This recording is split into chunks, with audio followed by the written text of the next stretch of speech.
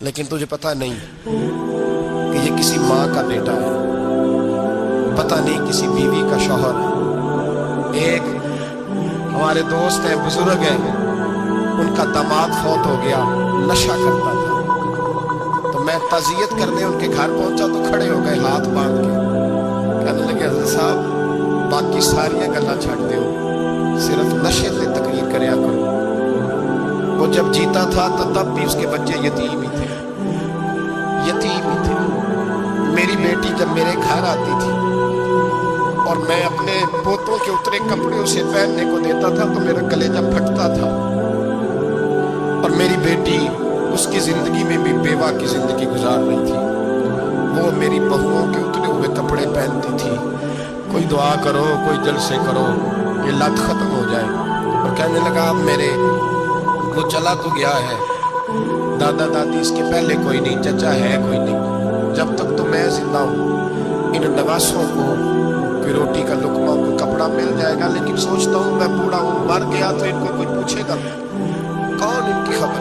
اتنا ظلم اس قوم سے، اتنی زیادتی، اور آرام سے لکھ کر لوگ گزر گئے کہ یہ 70 لاکھ ہے۔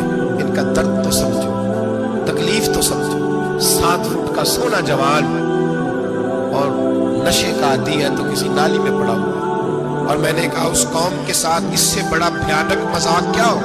کوئی دانشور تھا بڑا ظالم، اس ظالم سے کوئی مشورہ لینے آیا، اس نے آ کے کہا تو بڑا ظالم ہے، بڑے کڑوے مشورے دیتا ہے، میرا ایک دشمن ہے، میں اس سے بدلہ لینا چاہتا ہوں، میرا دل کرتا ہے اس کا بچہ قتل کر دوں تاکہ وہ تڑپے۔ تو ظالم نے کہا اسے قتل نہ کر، وہ تو اس کا بعد 2-4 مہینے رو کے چپ کر جائے گا، پھر میں سخت سزا دینا چاہتا ہوں، مشورہ دے۔ تو اس نے کہا اس کے بچے کو نشے پہ لگا دے، جس کا بچہ نشہ کرے گا وہ باپ روز مرے گا، روز جیے گا، اور وہ ماں روز مرے جیے گی، نشے پہ لگا دے۔ اس قوم کے ساتھ سب سے بڑا ظلم یہ ہوا کہ ملت کا جوان نشے پہ لگ گیا، ڈرگز پہ لگ گیا۔ اتنے تباہ حالات ہوئے کہ جوان چڑھتی جوانیاں، اماں نے کتاب دے کے بھیجا تھا، اور کالج سے واپس آئے تو نشے کے ٹیکے ہاتھوں میں پکڑے، ٹیکے۔ اور آپ کے اس ملک کے اسلام آباد میں ایک دن میڈیا نے وہ خبر بھی وائرل کی اور وہ چیز بھی دکھائی لوگوں کو، 3 مہینے کا بچہ لے کے نشئی سڑک پہ آ گیا۔ اس نے کہا میرا نشہ ختم ہو گیا، میرا بچہ خرید لو، 2 پڑیاں دے دو۔ تو وہاں بیبیاں جو سو رہی تھی وہ بھی چیخیں مار کے رو رہی تھی۔ یہ ظلم کیا اس قوم کے ساتھ، اور کرپشن کی لعنت نے اجازت دی سپلائی کرنے والوں کو کہ گلی گلی بیچے، گلی گلی۔ انہوں نے کچھ تھوڑا ظلم نہیں کیا ان حکمرانوں نے، اور ہماری اپوزیشن اس کو نہ صرف اتنا پتا ہے کہ یہ جائے اور ہم آئیں، اس سے زیادہ کوئی غرض نہیں۔ بھائی کرپشن کے خلاف نکلے ہو، تم نشے کے خلاف کس دن نکلو گے؟ جوئے کے خلاف کس دن؟ قوم تو مر رہی ہے نشے سے، اس کے خلاف میدان میں کب آؤ گے؟ صرف اتنا ہے کہ یہ جائیں اور ہماری باری آئے، اس سے زیادہ کچھ نہیں۔ جتنے مجرم وہ ہیں اتنے ہی تم بنتے جا رہے ہو، اس لیے کہ اصل بات پر نہ وہ آتے ہیں اور نہ اصل بات پر یہ آتے۔ بھائیو، میرے نبی پاک صلی اللہ تعالیٰ علیہ وسلم، اور ایک اور تماشا ہے، یہ میرے پہ اللہ کا یہ احسان رہا، اس لیے نہیں کہ میں پرہیزگار آدمی ہوں، لیکن اس لیے نہیں، ویسے ہی اللہ بعض اوقات اسباب بناتا ہے، سبب بناتا ہے۔ مجھے نہ شراب کے رنگ کا پتہ ہے، نہ اس کی خوشبو کا پتہ ہے، نہ میں نے کبھی زندگی میں دیکھی ہے۔ یہ کرم ہے میرے حضرت صاحب کا، میں نے نہیں دیکھی، مجھے نہیں پتا کیسی ہوتی، کچھ باتیں میں نے سنی ہیں۔ ایک محفل میں بیٹھا تھا مجلس میں، تو ایک شخص نے کہا کھانسی نہیں جاتی بچے کی، دوسرا اس کو مشورہ دے رہا ہے، کھانسی نہیں جاتی، بڑی دوائی دیسی بھی فلاں بھی بڑی کھائی، مشورہ دیا اس کو کہ تو اس طرح کر، اس کو نا شراب کے 2-4 چمچے پلا، کہتے ہیں جی اس کو نا یہ پلاؤ تو صحیح ہو جائے گی۔ تو میں نے پلٹ کے اس کی طرف دیکھا، میں نے کہا کوئی عقل کا کیا مشورہ کر؟ بولنا میرا تجربہ ہے۔ میں نے کہا تیرا تجربہ افضل ہے یا رسول اللہ کا فرمان زیادہ افضل ہے؟ تیرا تجربہ افضل ہے۔ حضرت ام سلمہ رضی اللہ تعالیٰ عنہ کہتی ہے میں نے عرض کی یا رسول اللہ صلی اللہ علیہ وسلم میری بچی بڑی بیمار ہے، تو مجھے کسی نے کہا ہے یہ تھوڑی سی نشے والی چیز ہے، یہ بنا کے تیار کر کے دو، صحیح ہو جائے گی۔ بیمار ہے بچی تو یہ نشے والی چیز ہے، اس کو تیار کر کے دو، تھوڑا نشہ ہے۔ اگرچہ بعض، میں نے شروع میں کہا، بعض لوگ مریض کو، سخت مریض کو ایسی ادویات جو مجبوری بن جائے اس کی گنجائش اور اجازت دیتے ہیں۔ محتاط علماء تو اس میں بھی بہت ساری چیزیں پہلے بیان کرتے ہیں، لیکن اس نے کہا جی میرا نشہ دینا ہے شفا کے لیے۔ حضرت ام سلمہ کہتی ہے میرے نبی پاک نے میری طرف دیکھا، میری طرف۔ میں نے کہا یا رسول اللہ آپ کیا فرمانا چاہ رہے ہیں؟ تو نبی پاک نے فرمایا ام سلمہ کبھی ناپاک چیز میں بھی شفا ہوئی ہے، کبھی ناپاک چیز میں بھی، کبھی شراب اور خمر میں بھی شفا ہو سکتی ہے۔ شفا رب کریم نے رکھی ہے پر شہد کے اندر رکھی ہے، شفا اللہ نے رکھی ہے قرآن مجید میں رکھی ہوئی ہے۔ تو اس میں بھی کبھی یہ حضور نے بیان کیا ہے کہ اس کے اندر شفا ہو سکتی ہے، تو امت کتنی دلیری کرتی ہے جو یہ مشورے دیتی ہے کہ اس کے اندر نشہ ہے، شراب ہے، تو کھانسی چلی جائے گی تو فلانی بیماری چلی جائے گی۔ نہ آؤ ان چیزوں پہ، نہ اپنے ایمان کو خرابی دو، اور نہ ایسی باتیں کرو جس سے کہ ڈائریکٹ رسول اللہ صلی اللہ علیہ وسلم کے واضح ارشادات کی مخالفت ہو۔ میرے نبی پاک صلی اللہ علیہ وسلم نے فرمایا، اور پھر کچھ لوگ کہتے ہیں تھوڑی پی ہے جی۔ اب تو میں تجزیے میں پڑھ رہا تھا کہ ایسی شراب ایجاد ہو گئی ہے، لوگ شراب پیتے ہیں اور وہ مست بھی رہتے ہیں، کار بھی چلاتے رہتے ہیں، کہتے ہیں جی نہیں ہمارا ذہن معاف نہیں ہوا تو یہ والی صحیح ہے، نشہ نہیں لاتی۔ میرے نبی پاک صلی اللہ علیہ وسلم نے فرمایا جس چیز کی تھوڑی مقدار، زیادہ مقدار حرام ہے اس چیز کی تھوڑی مقدار بھی حرام ہے، جس کی زیادہ مقدار حرام ہے اس کی تھوڑی بھی۔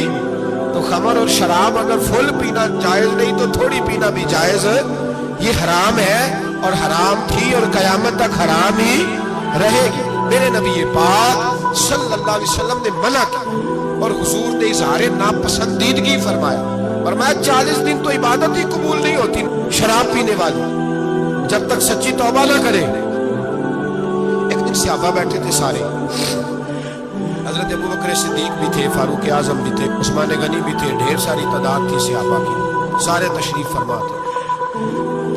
حضرت عبداللہ ابن عمر رضی اللہ تعالیٰ عنہ حدیث کے راوی ہے، اور مستدرک الحاکم کے اندر، ابن حبان کے اندر یہ روایت موجود ہے۔ فرماتے ہیں صحابہ نہ بات کر رہے تھے، بات یہ کر رہے تھے کہ یار لوگوں کو گناہوں سے کیسے روکا جائے، لوگوں کو گناہوں سے گفتگو صحابہ یہ کر رہے تھے۔ عبداللہ ابن عمر کہتے ہیں بیٹھے تھے اور یہ گفتگو کر رہے تھے کہ گناہوں سے پلاننگ یہ ہوتی تھی، ان کی جو محفلیں ہوتی تھی نا بیٹھ کے، وہ خوش گپیاں نہیں ہوتی بلکہ وہ تبلیغ کی، جد و جہد کی، لوگوں کو برائی سے منع کرنے کے لیے بیٹھتے تھے، اس پر منصوبہ بندی کرتے تھے، پلان کرتے تھے، آگے ترتیب دیتے تھے۔ گفتگو ہو رہی تھی تو اب آپس میں بات ہونے لگی کہ کون سا گناہ زیادہ برا ہے جس پر سب سے پہلے کام کیا جائے۔ تو دور ایک صحابی بیٹھے تھے، ان کا نام تھا عبداللہ ابن عمر، ایک عبداللہ بن عمر ہے اور ایک عبداللہ ابن عمر ہے۔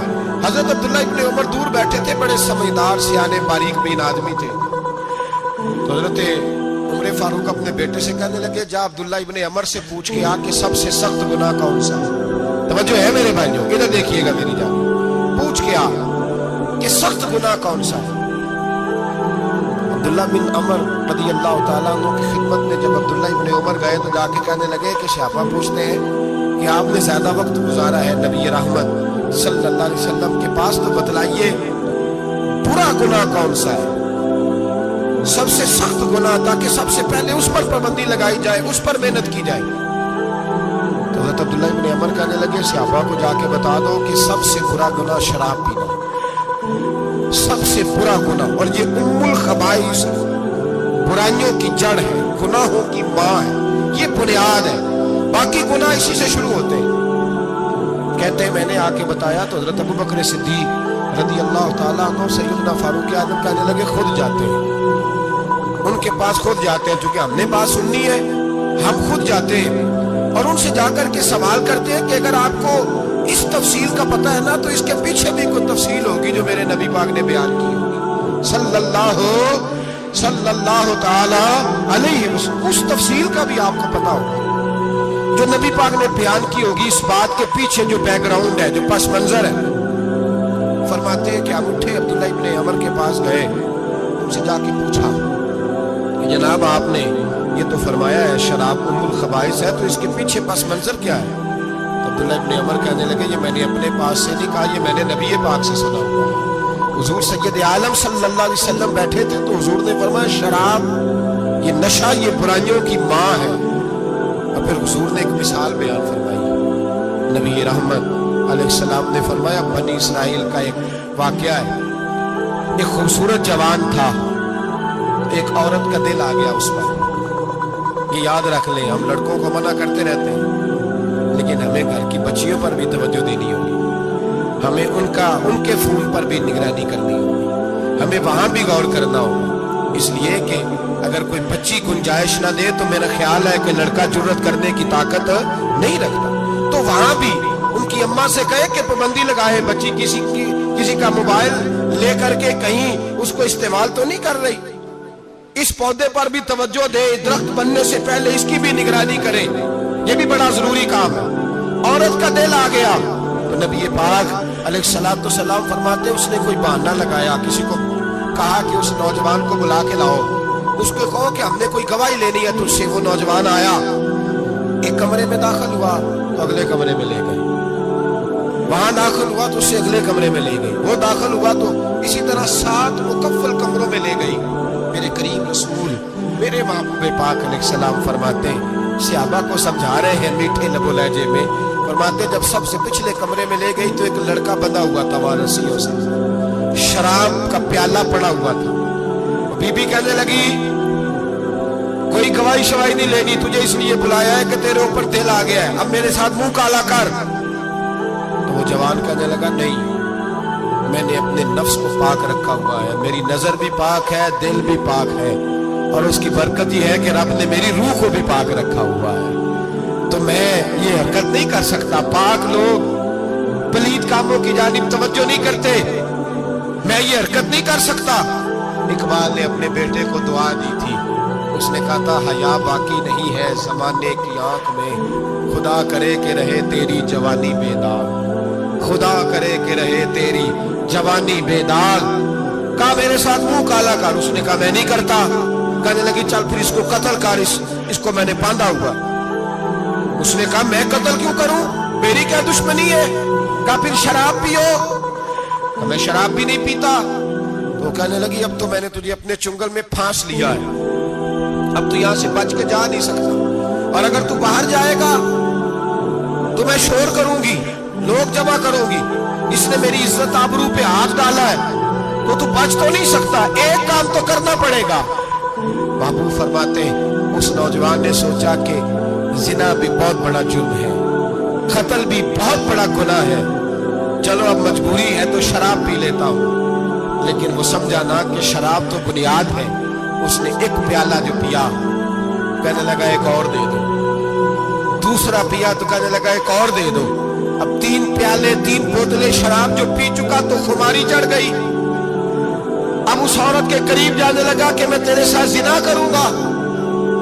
اس نے کہا جب تک میں قریب نہیں آنے دوں گی جب تک تو اسے قتل نہ کرے. اس نے اسے قتل بھی کیا, زنا بھی کیا.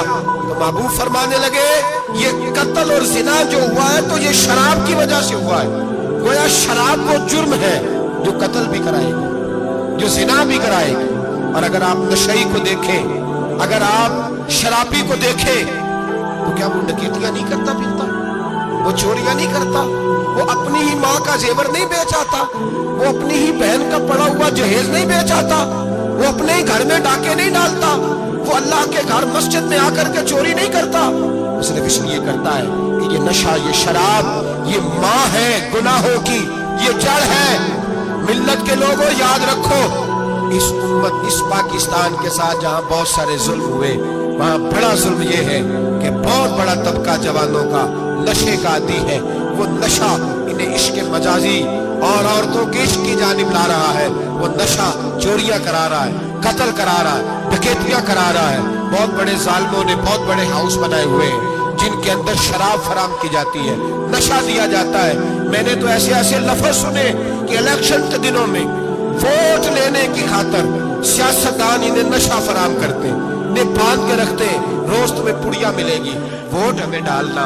اتنا ظلم, اتنی زیادتی, اتنا جبر, ایک انسان کے ساتھ کھیلنا. لوٹ آؤ, پکڑو ان کا دامن, اپنے گھروں کو بچاؤ, اپنے دوستوں کو بچاؤ. جاگو جاگو امت کے لوگوں جاگو, میرے نبی پاک صلی اللہ علیہ وسلم کے کلمہ کو لوگوں کو بچاؤ،